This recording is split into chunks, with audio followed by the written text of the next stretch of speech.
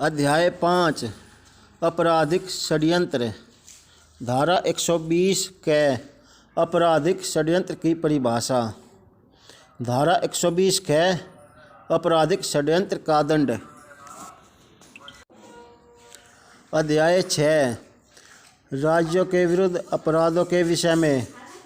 धारा 121 भारत सरकार के विरुद्ध युद्ध करना या युद्ध करने का प्रयत्न करना या युद्ध करने का दुष्प्रेरण करना। धारा 121 कै धारा 121 द्वारा दंडनीय अपराधों को करने का षड्यंत्र। धारा 122 भारत सरकार के विरुद्ध युद्ध करने के आशय से आयुध आदि संग्रह करना। धारा 123 युद्ध करने की परिकल्पना को सुकर बनाने के आशय से छिपाना। धारा 124 किसी विधिपूर्ण शक्ति का प्रयोग करने के लिए विवश करने या उसका प्रयोग अवरोधित करने के आशय से राष्ट्रपति, राज्यपाल आदि पर हमला करना। धारा 124 कै राजद्रोह यह हटा दी गई है, अभी हटाई है 2023 में ही। धारा 125 भारत सरकार से मैत्री संबंध रखने वाली किसी एशियाई शक्ति के विरुद्ध युद्ध करना।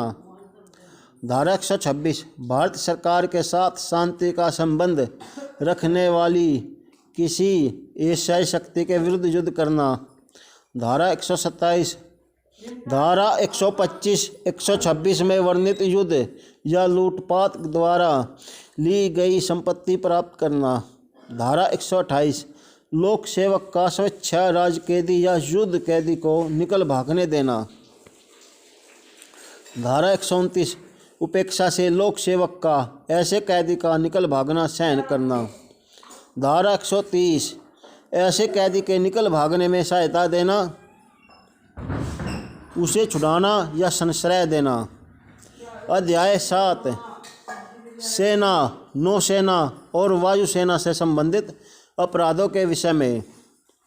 धारा 131 विद्रोह का दुष्प्रेरण या किसी सैनिक, नौसैनिक या वायुसैनिक को कर्तव्य से विचलित करने का प्रयत्न करना।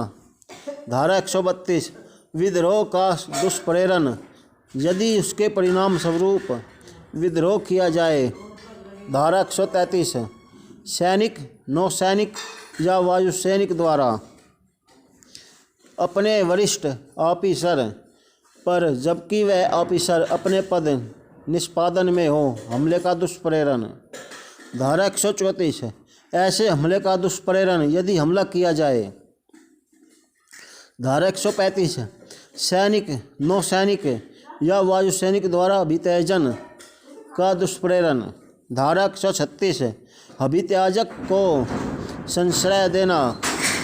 धारा 137 मास्टर की उपेक्षा से किसी वाणिज्यिक जलयान पर छिपा हुआ अभित्याजक। धारा 138 सैनिक, नौसैनिक या वायुसैनिक द्वारा अधीनता के कार्य का दुष्प्रेरण। धारा 138 कै पूर्वोक्त धाराओं का भारतीय सामुद्रिक सेवा को लागू करना, यह धारा हटा दी गई है।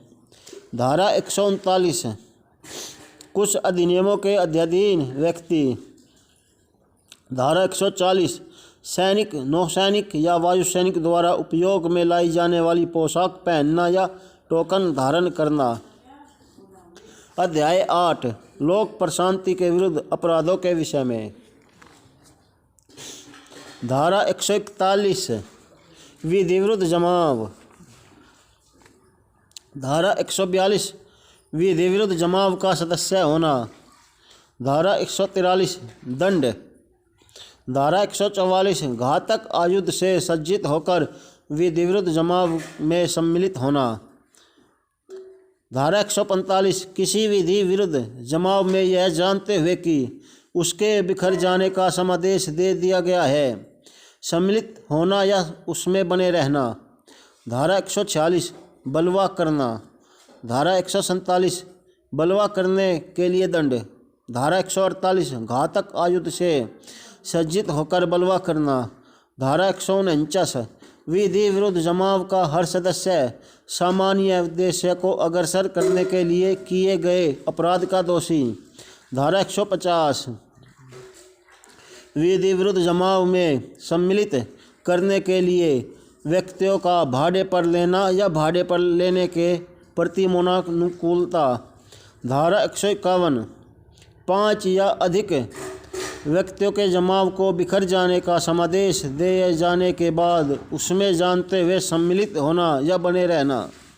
धारा 152 लोक सेवक द्वारा धारा 152 में है लोक सेवक जब बलवे इत्यादि को दबा रहा हो तब उस पर हमला करना या उसे बाधित करना।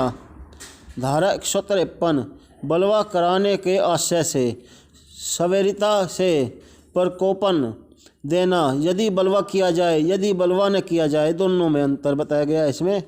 धारा 153 के धर्म, मूलवंश, जन्म स्थान, भाषा इत्यादि के आधारों पर विभिन्न समूहों के बीच शत्रुता का संप्रवर्तन और सौहार्द बने रहने पर प्रतिकूल प्रभाव डालने वाले कार्य करना। धारा 153 कै यानी कि 2 बार कै इसमें किसी जुलूस में जानबूझकर आयुध में जाने या किसी सामूहिक ड्रिल या सामूहिक प्रशिक्षण का आयुध से दोबारा पढ़ूंगा ऐसे तो भाई माफ़ कीजिए 153 कै को आप दोबारा से देखिए। किसी जुलूस में जानबूझकर आयुध ले जाने या किसी सामूहिक ड्रिल या सामूहिक प्रशिक्षण का आयुध सहित संचालन या आयोजन करना या उनमें भाग लेना। धारा 153 ख राष्ट्रीय अखंडता पर प्रतिकूल प्रभाव डालने वाले लांछन पर प्राख्यान। धारा 154 उस भूमि का स्वामी या अधिभोगी जिस पर विधि विरुद्ध 154 में है उस भूमि का स्वामी या अधिभोगी जिस पर विधि विरुद्ध जमाव किया गया है। धारा 155 उस व्यक्ति का दायित्व जिसके फायदे के लिए बलवा किया जाता है। धारा 156 उस स्वामी या अधिभोगी के अभिकर्ता का दायित्व जिसके फायदे के लिए बलवा किया जाता है। धारा 157 विधि विरुद्ध जमाव के लिए भाड़े पर लाए गए व्यक्तियों को संश्रय देना। धारा 158 विधि विरुद्ध जमाव या बलवे में भाग लेने के लिए भाड़े पर जाना। धारा 159 दंगा। धारा 160 दंगा करने के लिए दंड। अध्याय 9 लोक सेवकों द्वारा उनसे संबंधित अपराधों के विषय में। दोबारा सुनिए, लोक सेवकों द्वारा उनसे संबंधित अपराधों के विषय में।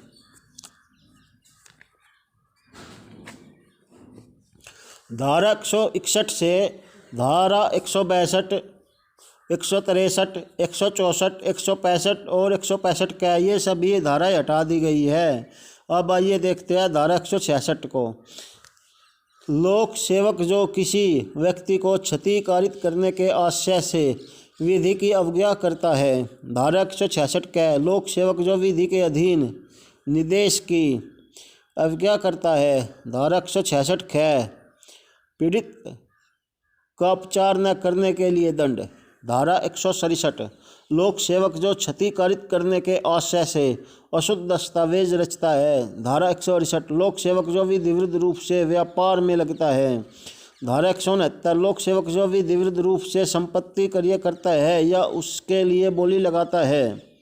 धारा 170 लोक सेवक का प्रतिरूपण। धारा 171 कपटपूर्ण आशय से लोक सेवक के उपयोग की पोशाक पहनना या टोकन को धारण करना।